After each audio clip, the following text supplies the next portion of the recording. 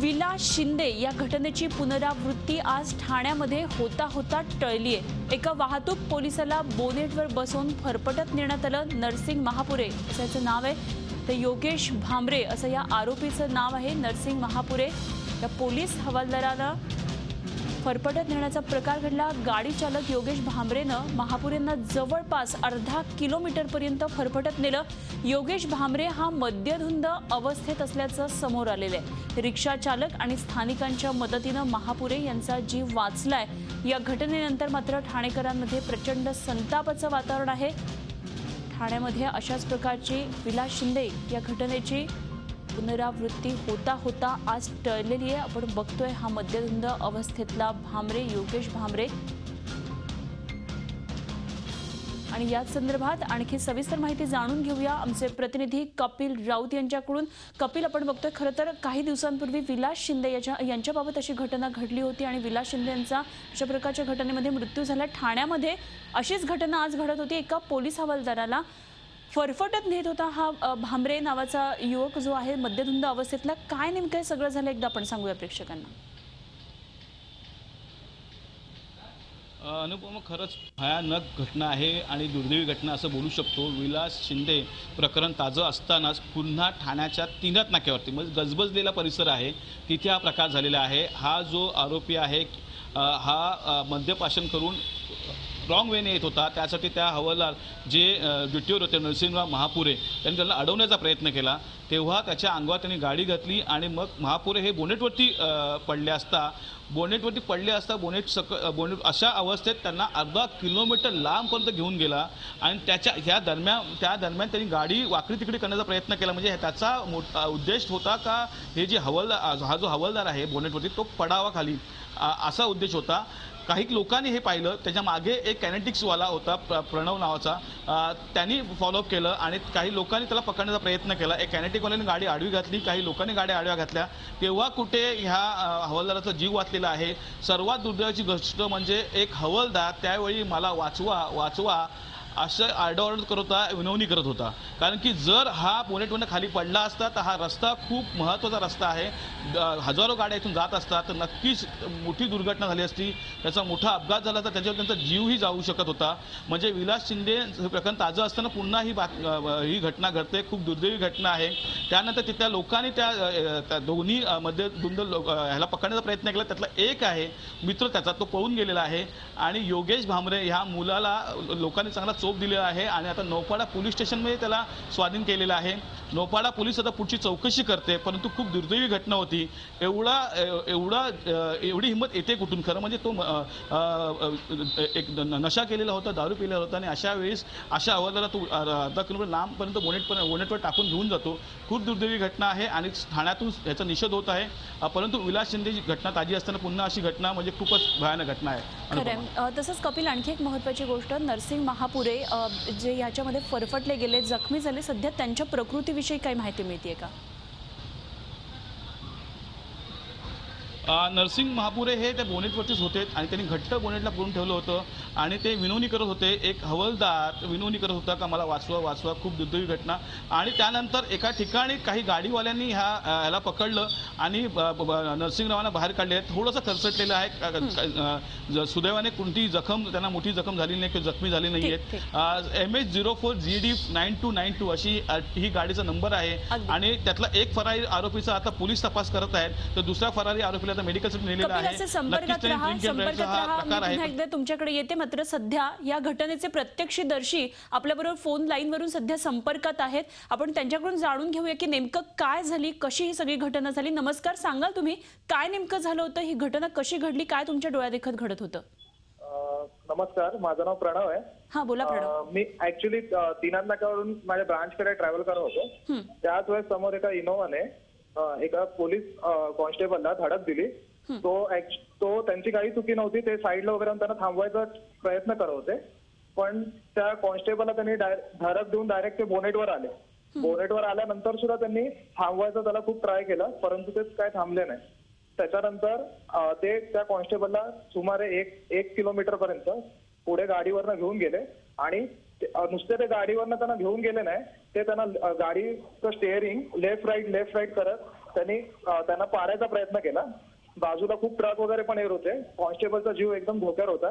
मी त्यांना खूप हे करत होतो की गाडी साईडला घ्या, परंतु त्यांनी गाडी काय साईडला घेतली नाही. आणि मग ते मला असे हातवारे करून सांगत होते तुम्ही साईडला व्हा मला. आणि शेवटी पुढे जाऊन थोडीशी ट्रॅफिक वाढल्यामुळे त्यांच्या पुढे मी आलो. तर त्याच्यानंतर त्यांनी कुठे गाडी साईडला घेतली.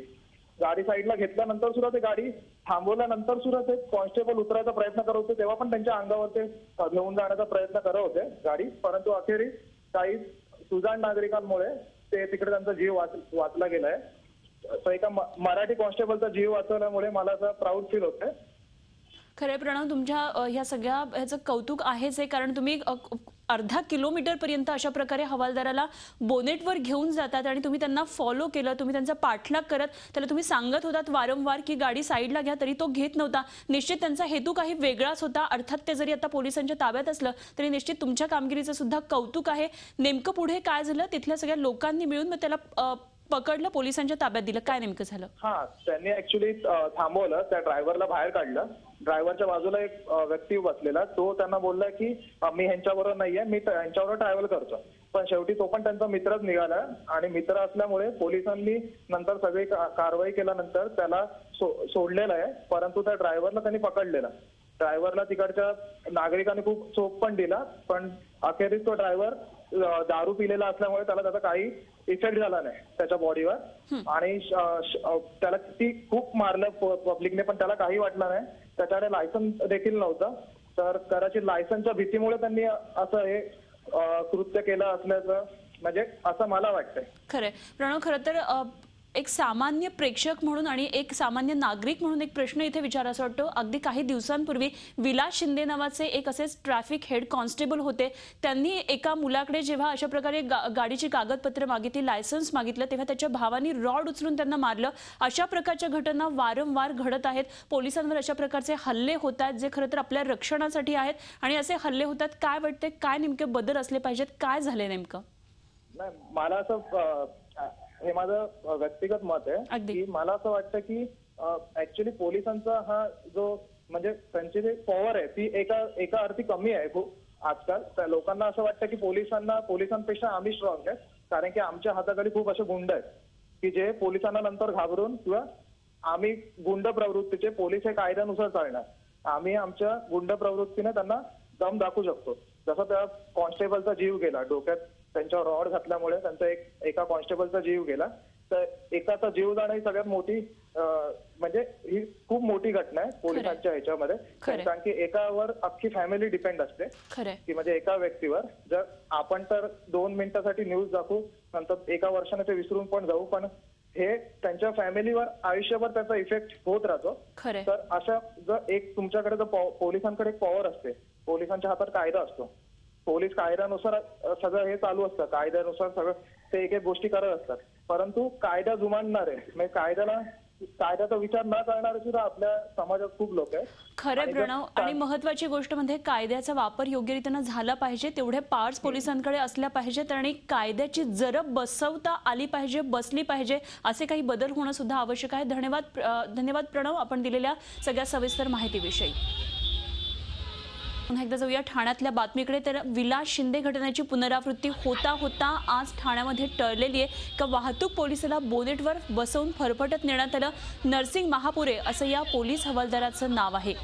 गाडी चालक योगेश भामरेनं महापुरे यांना जवळपास अर्धा किलोमीटर पर्यंत फरफटत नेलं. योगेश भामरे हा मद्यधुंद अवस्थेत असल्याचं त्यानंतर पोलिसांच्या लक्षात आलं. ते समोर आलं. रिक्षा चालक आणि स्थानिकांच्या मदतीनं महापुरे यांचा जीव वाचला. तर काही वेळापूर्वी आपण एका प्रत्यक्षदर्शींबरोबर बोललो, प्रणव महाडे, आणि त्यांनी सांगितले की कशा प्रकारे नेमकी घटना घडलेली होती. पोलीस हवालदार जेव्हा लायसन्स त्यांच्याकडे मागत होते त्यावेळी या भामरेनं गाडी न थांबवता थेट त्याच्या अंगावर गाडी नेण्याचा प्रयत्न केला. मात्र बोनेटवर ते आले असता त्यानंतर पुढे असाच अर्धा किलोमीटर त्यांना त्या बोनेटवरून नेण्यात आलं. त्यांना तसं फरफटत नेण्यात आलं. काही किरकोळ जखमाही हवालदाराला झाल्यात. मात्र आणि ते कमीत कमी त्याने अर्धा किलोमीटर त्यांना सरपटत घेऊन गेले. पण ॲक्च्युली एक प्रकार असा घडला की पुढे तो गाडीवाला थांबवतच नव्हता. त्याचा पाठलाग मी अर्धा किलोमीटरपर्यंत केला, परंतु अखेरीस त्याला 1-2 गाड्यांनी पुढे येऊन थांबवलं. त्याच्या पुढे मी माझी ॲक्टिवा लावली. त्याने मला पण ठोकायचा प्रयत्न केला, पण शेवटी आपल्या एक मराठी माणसाचा जीव वाचला आहे यातच मला गर्व वाटतो. माझ्या अंगावर गाडी झाला तो मी बॉनेटला पकडलं तर न थांबता तो मला हायवेला टर्न मारून तो सरळ नाशिक हायवेच्या बाजूने घेऊन जात होता. डनपूल जिथे एंड होतो मुंबईकडून नाशिककडे जाणारा त्या ठिकाणी मी जोरात ओरडलो मला वाचवा. तेव्हा कारवाल्याने त्याला हळूहळू करून साईडला दाबल्यानंतर तेव्हा तो थांबला. तर या घटनेविषयी आणखी सविस्तर चर्चा करूया. आमचे प्रतिनिधी कपिल राऊत आपल्याबरोबर ठाण्यामधून आहेत. कपिल, आपण बघितलं की पुन्हा एकदा विलास शिंदे या घटनेची ही पुनरावृत्ती टळलेली आहे. त्याचप्रमाणे फक्त ही एकमेव खरं तर घटना नाहीये. अगदी 2 दिवसांपूर्वी कुर्ल्याच्या बैल बाजारामध्ये सुद्धा अशाच प्रकारची घटना घडली होती, जेव्हा एका पोलिसांना बाईकस्वाराला थांबवण्याचा प्रयत्न केला होता. तशीच त्यांनी गाडी दामटली पुढे आणि तेव्हा तो हवालदार सुद्धा अशा प्रकारे जखमी झाला होता. एकंदरीतच या घटना ह्या वाढत चाललेल्या आहेत. यापूर्वी सुद्धा अनेक शहरांमध्ये अशा घटना घडलेल्या आहेत. त्यामुळे कायद्याची जरब नाहीये. एक प्रकारचा हा लोकांचं असं मत होत चाललेलं आहे. काय नेमकं ठाणेकरांमध्ये सुद्धा प्रचंड संताप आहे आजच्या या घटनेनंतर. काय लोकांच्या प्रतिक्रिया आहेत? अनुभव नक्कीच कुर्लाची घटना असो, विलास शिंदेची घटना असो किंवा मग ही घटना असो किंवा मग ठाण्यामध्येच घडलेल्या अशा अनेक घटना आहेत. का आपण पाहिलं होतं का एका लेडीज कॉन्स्टेबलला एका राजकीय पक्षाच्या कार्यकर्त्यांनी मारहाण केली होती.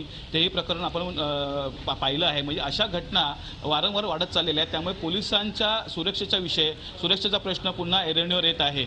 पोलिसांची सुरक्षेचा प्रश्न ऐरणीवर आल्यामुळे नागरिकांनी काय करावं हा मोठा प्रश्न आहे. सर्वात महत्त्वाचं म्हणजे एक मानसिकता आहे. जो एक धाक होता पोलिसांचा तो कुठेतरी कमी होताना दिसत आहे. खास करून जो युवा वर्ग आहे, युवा वर्ग हा युवा वर्ग कुठेतरी आता बिथरलेला आहे असं बोलू शकतो. कारण पोलिसांचा धाक त्यांचा राहिला नाहीये. कारण हे तिन्ही केसेस बघितल्या किंवा मग ह्याच्या अगोदरची केस बघितली लेडीज कॉन्स्टेबलची, त्याच्यामध्ये युवा वर्गच होता आणि युवा वर्गाने हे केलेला प्रकार होता. आजही जो मुलगा आहे योगेश भांबरे हा 24 युवक आहे आणि पूर्णतः तो मद्य पिलेला आहे आणि त्याला कसली शुद्ध नाहीये. अशा अवस्थेत तो गाडी चालवत होता, रॉंग वेने येत होता आणि त्याला पकडण्याचा प्रयत्न केला, त्याला लायसन्स घेण्याचा प्रयत्न केला असता हा प्रकार झालेला आहे. कपिल, सगळेच नियम धाब्यावर बसवूनच हा सगळा प्रकार घडल्याचं समोर आलेला आहे. या गाडीचा नेमका नंबर काय होता तेही आपण जरा सांगूया प्रेक्षकांना.